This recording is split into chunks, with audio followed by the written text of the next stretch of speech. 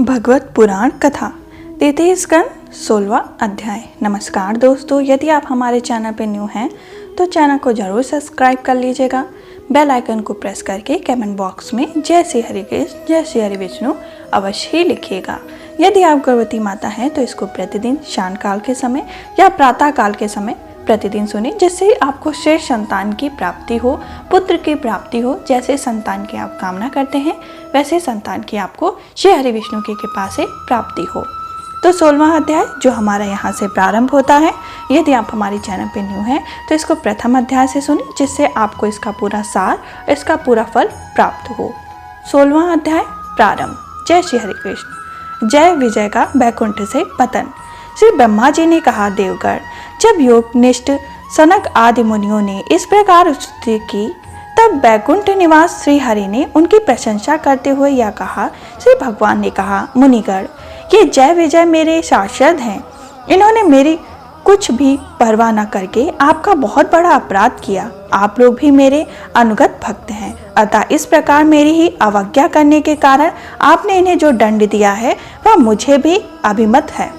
ब्राह्मण मेरे परम आराध्य हैं। मेरे अनुचरों के द्वारा आप लोगों को जो तिरस्कार हुआ उसे मैं अपना ही किया हुआ मानता हूँ, इसलिए मैं आप लोगों से प्रसन्नता की भिक्षा मांगता हूँ। सेवकों के अपराध करने पर संसार उनके स्वामी का ही नाम लेता है।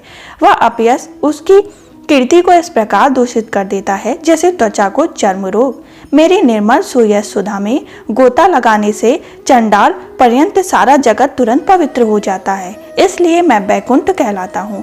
किंतु यह पवित्र कीर्ति मुझे आप लोगों से ही प्राप्त हुई है, इसलिए जो कोई भी आपके विरुद्ध आचरण करेगा वह मेरी भुजा ही क्यों न हो, मैं उसे तुरंत काट डालूंगा।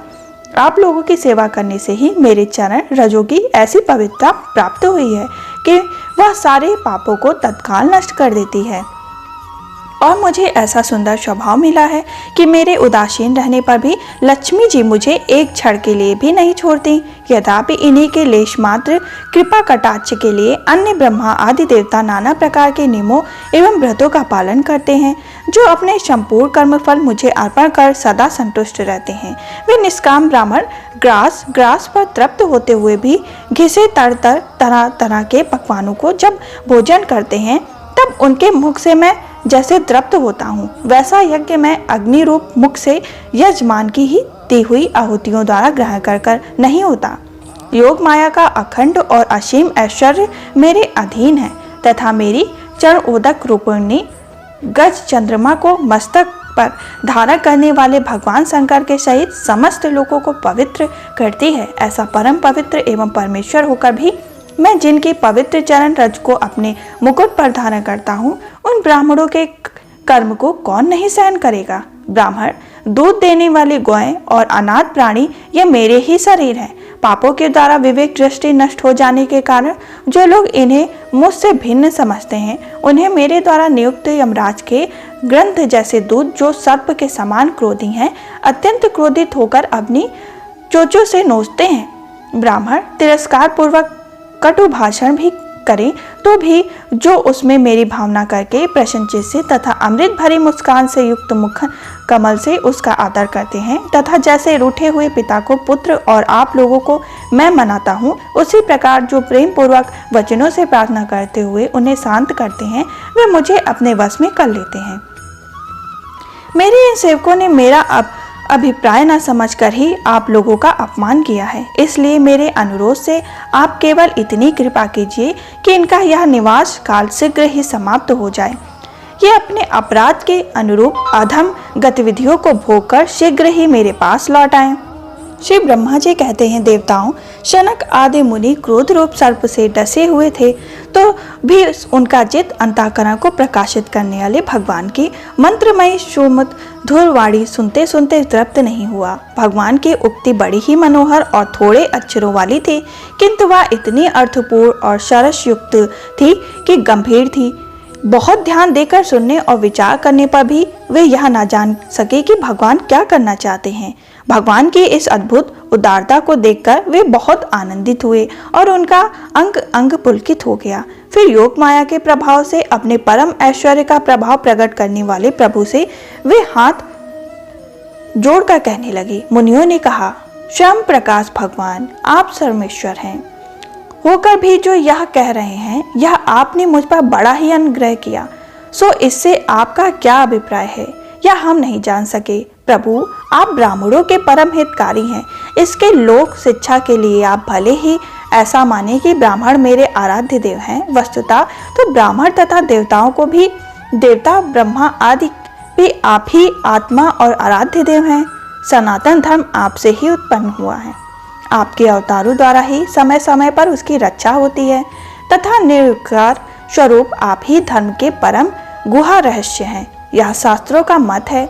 आपकी कृपा से निवृत्त परायण योगी जन सहज ही मृत्यु रूप में संसार सागर से पार हो जाते हैं। फिर भला दूसरा कोई अब पार क्या कृपा कर सकता है।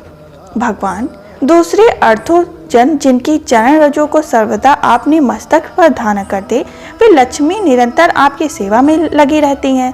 सो ऐसा जान पड़ता है कि भाग्यवान भक्तजन आपके चरणों और नूतन तुलसी की मालाएं अर्पण करते हैं। उन पर गुंजार करते हुए भौरों के समान वे भी आपके पदम पादों ही अपना निवास स्थान बनाना चाहते हैं, किंतु आपने पवित्र चरित्रों से निरंतर सेवा में तत्पर रहने वाले उन लक्ष्मी जी का भी आप विशेष आदर नहीं करते। आप तो अपने भक्तों ही विशेष प्रेम करते हैं। आप स्वयं ही संपूर्ण भजनी गुरु के आश्रय हैं। क्या जहाँ तहाँ विचरते हुए ब्राह्मणों के चरणों में लगने से पवित्र हुए मार्ग की धूल और श्री वश्य का चिन्ह आपको पवित्र कर सकते हैं? क्या इनसे आपकी शोभा बढ़ सकती है? भगवान, आप साक्षात धर्म स्वरूप हैं। आप सत्य आदि तीनों युगों में प्रत्यक्ष रूप से विद्यमान रहते हैं तथा ब्राह्मण और देवताओं के लिए तप, शौच और दया अपने इन तीन चरणों से इस चराचर जगत की रक्षा करते हैं। अब आप अपनी शुद्ध सत्यमयी वरदायिनी मूर्ति से हमारे धर्म विरोधी रजोगुण और तमोगुण को दूर कर दीजिए। देव, यह ब्राह्मण कुल आपके द्वारा अवश्य ही रक्षणीय है। यदि साक्षात धर्म रूप होकर भी आप शुभ धुरवाणी और पूजनी के द्वारा इस उत्तम कुल की रक्षा न करें तो आपका निश्चित किया हुआ कल्याण मार्ग ही नष्ट हो जाएगा, क्योंकि लोक तो श्रेष्ठ पुरुषों के आचरण को ही प्रमाण रूप से ग्रहण करता है। प्रभु, आप सद्गुण की खान हैं, सभी जीवों का कल्याण करने के लिए उत्सुक हैं। इसी से आप अपनी शक्ति रूप राजा आदि के द्वारा धर्म के शत्रुओं का संहार करते हैं, क्योंकि वेद मार्ग का उच्छेद आपको अभिष्ट नहीं है। आप त्रिलोकीनाथ और जगत प्राप्ति पालक होकर भी ब्राह्मणों के प्रति इतने नम्र रहते हैं, इसके आपके तेज की कोई हानि नहीं होती। यह तो आपकी लीला मात्र है। सर्वेक्षण, इन द्वारपालों आप जैसा उचित समझें वैसा दंड दें अथवा पुरस्कार रूप में इनकी वृत्ति बढ़ा दें।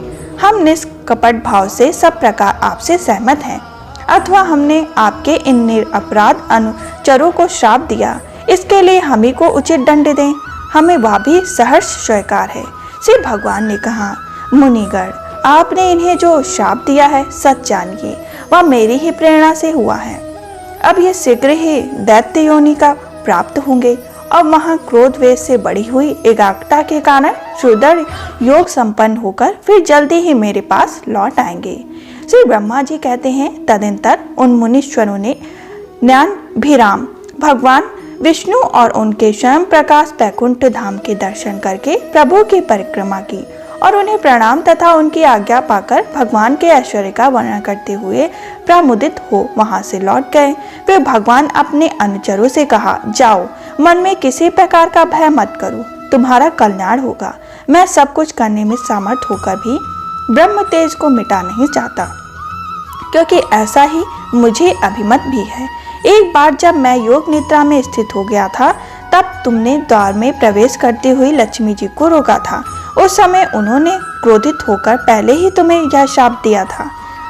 अब दैत्य योनि में मेरे प्रति क्रोधकार वृत्ति रहने से तुम्हें जो एकाग्रता होगी, उससे तुम इस विप्र तिरस्कार जनित पाप से मुक्त हो जाओगे और फिर थोड़े ही समय में मेरे पास लौट आओगे। द्वारपालों का इस प्रकार आज्ञा दे भगवान ने विमानों की श्रेणियों से सुसज्जित अपने सर्वाधिक श्री संपन्न धाम में प्रवेश किया।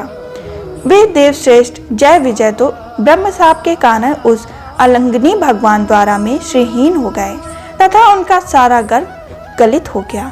पुत्रों, फिर जब वे बैकुंठ लोक से गिरने लगे तब वहां श्रेष्ठ विमानों पर बैठे हुए बैकुंठवासियों ने महान हाहाकार मच गया। इस समय अदिति के गर्भ में स्थित जो कश्यप जी का उग्र तेज था, उसमें भगवान के उन शाश्वत प्रवरों ने ही प्रवेश किया। उन दोनों असुरों के तेज से ही तुम सबका तेज फीका पड़ गया। इस समय भगवान ऐसा ही करना चाहते थे। जो आदि पुरुष संसार की उत्पत्ति, स्थिति और लय के कारण हैं, उनके योग माया को बड़े बड़े योगी जन भी कठिनता से पार कर पाते हैं। वे सत्य आदि तीनों गुणों को नेता श्री हरि ही हमारा कल्याण करेंगे। अब इस विषय में हमारे विशेष विचार करने से क्या लाभ हो सकता है। इस प्रकार हमारा 16वां अध्याय संपन्न हुआ। जय और विजय धरती पर अदिति के गर्भ में उनका स्थान मिला। हम 17वें अध्याय में देखेंगे कि हिरण्यकश्यप और हिरण्याक्ष जन्म तथा हिरण्याक्ष की दिग्विजय मुठभेड़ कैसे हुई। तो 17वां अध्याय सुनने के लिए आपको हमारे चैनल को जरूर सब्सक्राइब करना होगा और बेल आइकन को प्रेस करके कमेंट बॉक्स में जय श्री हरिकृष्ण जय श्री हरि विष्णु भी अवश्य लिखना होगा। हम फिर मिलेंगे 17वें अध्याय के संग। तब तक के लिए जय श्री हरिकृष्ण जय श्री हरि विष्णु।